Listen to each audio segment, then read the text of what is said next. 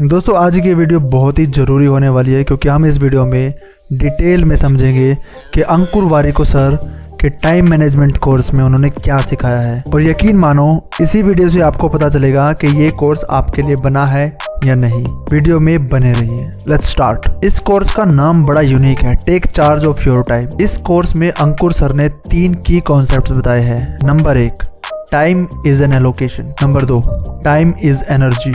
And number 3, time is money. Time is money के बारे में सबने सुना है, लेकिन time is energy and time is an allocation के बारे में पर्सनली मैंने पहले नहीं सुना था। इस कोर्स में मैंने ये नया सीखा है। Time is what we want most but what we use worst. दोस्तों ये बहुत ही सच्ची स्टेटमेंट है क्योंकि हम लोग टाइम का इस्तेमाल बहुत ही खराब तरीके से करते हैं और सारा दिन इसी बात का रोना रखते हैं कि हमारे पास बिल्कुल टाइम नहीं है, हमें तो और टाइम चाहिए, काश हमारे पास ज्यादा टाइम होता। First point, time is an allocation. दोस्तों दुनिया में हर इंसान के पास बराबर टाइम है, चाहे वो बिल गेट्स हो, चाहे वो जेफ बेजोस हो या फिर हम और तुम हो। हम सब के पास दिन में 24 घंटे हैं। ऐसा नहीं है कि किसी भी अमीर आदमी के पास दिन में 26 घंटे या 28 घंटे, सबके पास इक्वल 24 आवर्स है। तो सवाल ये नहीं है कि आपके पास कितना टाइम है या मेरे पास कितना टाइम है, सवाल ये है कि हम उस टाइम को कैसे इस्तेमाल करते हैं, हम उस टाइम में क्या करते हैं।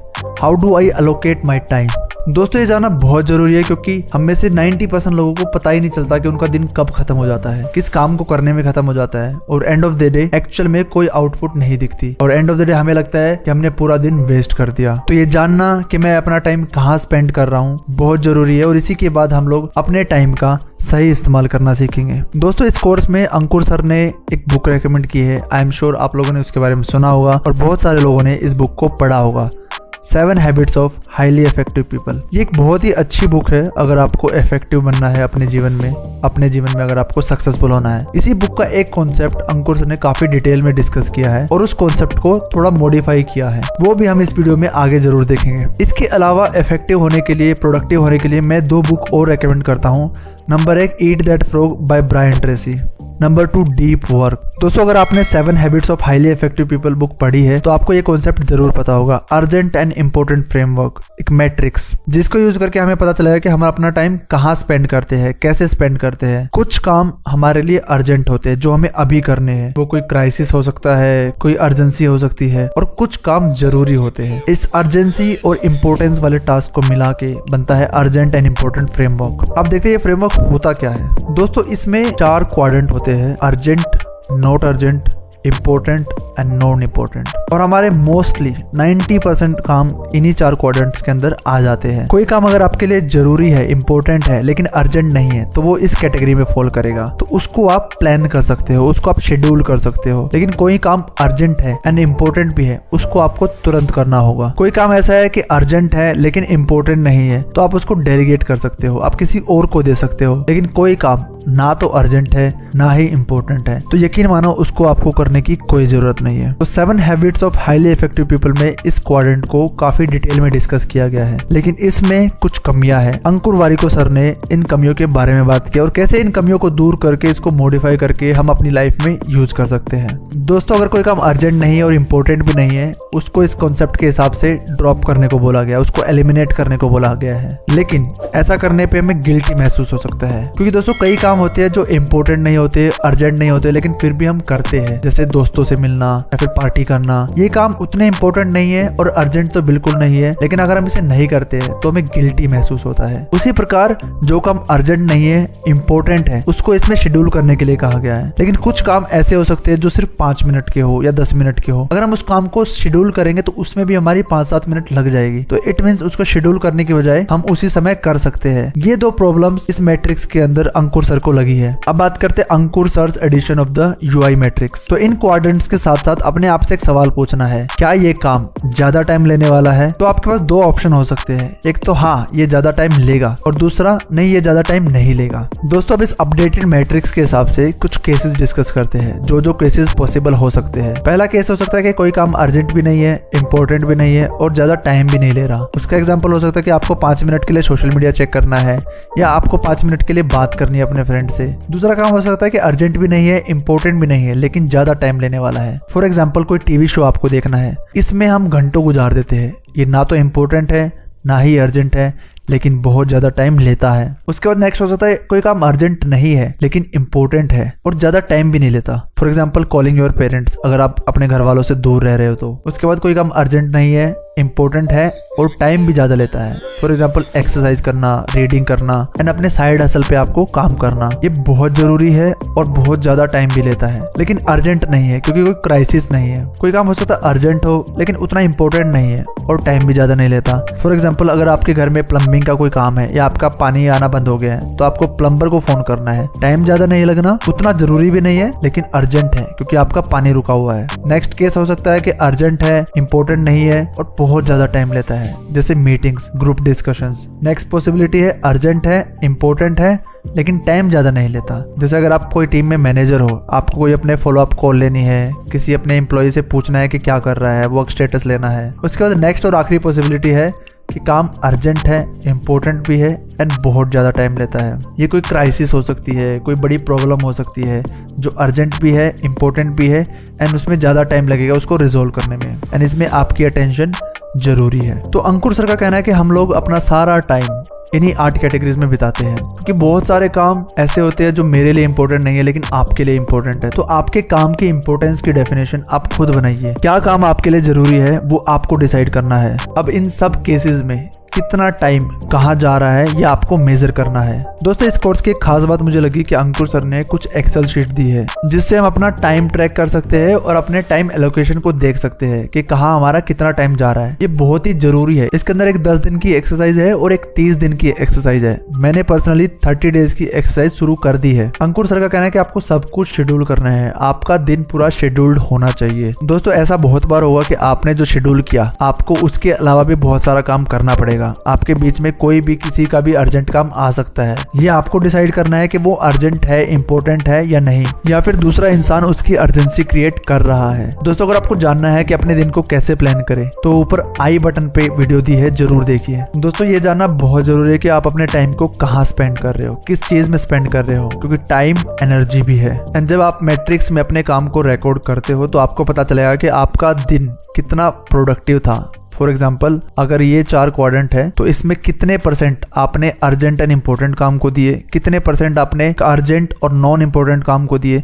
उसी तरीके से आपको पता चल जाएगा कि आपका दिन कैसा था। अगर आपका दिन इम्पोर्टेंट काम करने में ज्यादा जा रहा है और अर्जेंट काम करने में कम जा रहा है तो आपका दिन बहुत अच्छा होने वाला है, क्योंकि आपके ऊपर कोई प्रेशर नहीं है, कोई आपको बताने वाला नहीं है कि ये काम अर्जेंटली कर दो। तो इसीलिए कोशिश करो कि आपने इम्पोर्टेंट काम को टाइम से करो, इंपॉर्टेंट काम को पहले स्टार्ट कर दो ताकि वो अर्जेंट ना बने। एंड इस मैट्रिक्स को करने से आपको टाइम की कीमत पता चलेगी, आपको टाइम की इंपॉर्टेंस पता चलेगी। दोस्तों टाइम एलोकेशन कोई आपका गोल नहीं है, ये एक रिजल्ट है। आप सारा दिन कैसे बिताते हो इसको आपको मैट्रिक्स के अंदर नोट डाउन करना है और आपको एंड ऑफ द डे देखना है कि आपका दिन कैसा रहा। दोस्तों आपको किसी भी काम को इसीलिए टाइम नहीं देना है क्योंकि आपको करना पड़ रहा है, आपको मजबूर नहीं होना है। ये एक कॉन्टिन्यूअस प्रोसेस है जो आपके टाइम को मेजर करते हुए आपको खुद को ग्रो करने में हेल्प करेगी। And end of the day आपको देखना है कि क्या आपने कुछ अच्छा अचीव किया, क्या आपने अपने दिन को यूटिलाइज किया एंड क्या आप अपने दिन से खुश हो।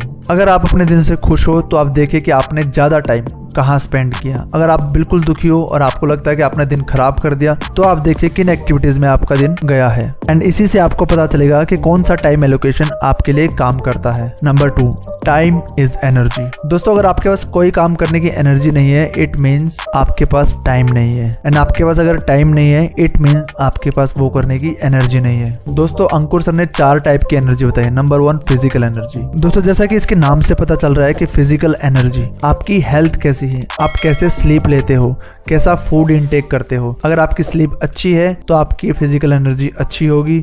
अगर आपका फूड अच्छा है, डाइट अच्छी है तो आपकी फिजिकल एनर्जी अच्छी होगी।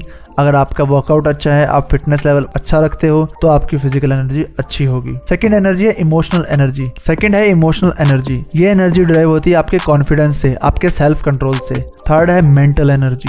दोस्तों मेरा मानना है कि ये एनर्जी बहुत जरूरी है एंड ये एनर्जी ड्राइव होती है कि आप अपने आप से अकेले में कैसे बात करते हो, आप कितना पॉजिटिव अपने आप से बात करते हो। क्योंकि बहुत सारे लोग औरों के सामने बहुत अच्छी अच्छी बातें करते हैं, पॉजिटिव बातें करते हैं, लेकिन जब वो अकेले होते हैं तो वो उतना कंट्रोल में नहीं रहते, वो खुद को नेगेटिव बोलते होते हैं, नेगेटिव विचार उनके मन में आते हैं। तो जरूरी है अपनी मेंटल एनर्जी को बढ़ाते रहना, अपने आप को स्ट्रॉन्ग करना। एंड लास्ट है स्पिरिचुअल एनर्जी।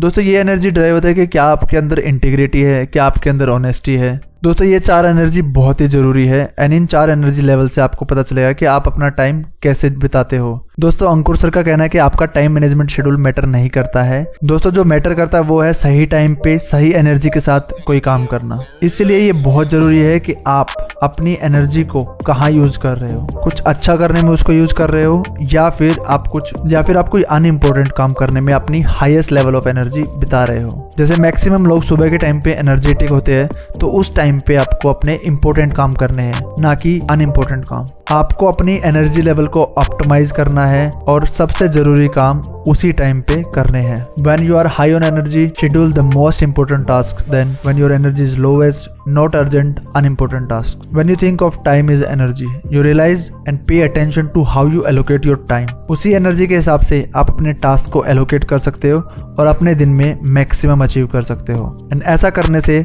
आपके लिए जो जरूरी चीजें हैं उनको आप आराम से कर लोगे। लास्ट कॉन्सेप्ट है टाइम इज मनी।